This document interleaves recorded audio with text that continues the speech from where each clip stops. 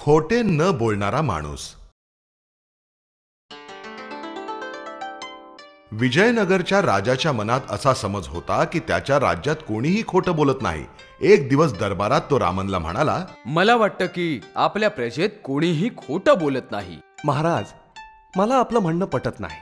लोक खरं फक्त तेव्हाच बोलतात जेव्हा त्यांना त्यातून काही फायदा होणार असेल. नाही, मला नाही वाटत असं. मी तर कधीही खोटं बोलत नाही.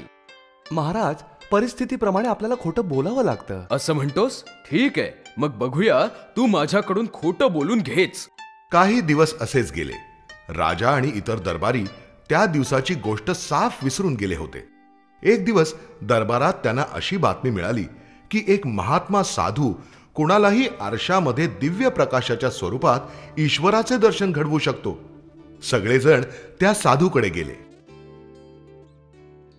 माझ्या प्रिय भक्तांनो, या ठिकाणी तुम्हाला ईश्वराचे दर्शन घडू शकते. या खोलीतील आरशात दिव्य प्रकाशाच्या स्वरूपात ईश्वराचे दर्शन होईल, पण फक्त निरपराध लोकांनाच. अपराधी लोकांना मात्र स्वतःचेच प्रतिबिंब दिसेल.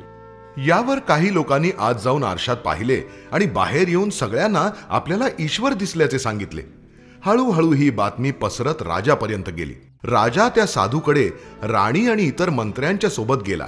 पहिला दरबारी आत गेला आणि आरशात बघून बाहेर येऊन वर्णन करू लागला. मला त्या आरशात दिव्य प्रकाश दिसला महाराज. परमेश्वराचं किती सुंदर रूप होतं ते.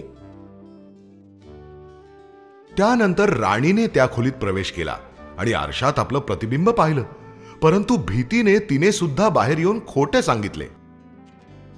वा, माझ्या जीवनात मी इतका दिव्य प्रकाश याआधी कधीही पाहिला नव्हता. ठीक आहे, आता मलाही ईश्वराचं दर्शन घेऊ द्या. राजाने आत जाऊन आरशात पाहिले. तिथे त्याला त्याचेच प्रतिबिंब दिसले. परंतु बाहेर येऊन त्यानेही खोटेच सांगितले की त्यालाही दैवी प्रकाश दिसला. महाराज, आपण दिव्य प्रकाश पाहिलात? हो, नक्कीच. मी परमेश्वराचं दर्शन घेतलं. ते कसं शक्य आहे महाराज? त्या खोलीतला आरसा हा एक सामान्य आरसा आहे. ही सगळी माझीच योजना होती. बघा महाराज, हे सिद्ध झालं की नाही की तुम्ही सुद्धा खोटं बोलू शकता. ओ रामन, मी खोटं बोललो, मला क्षमा कर.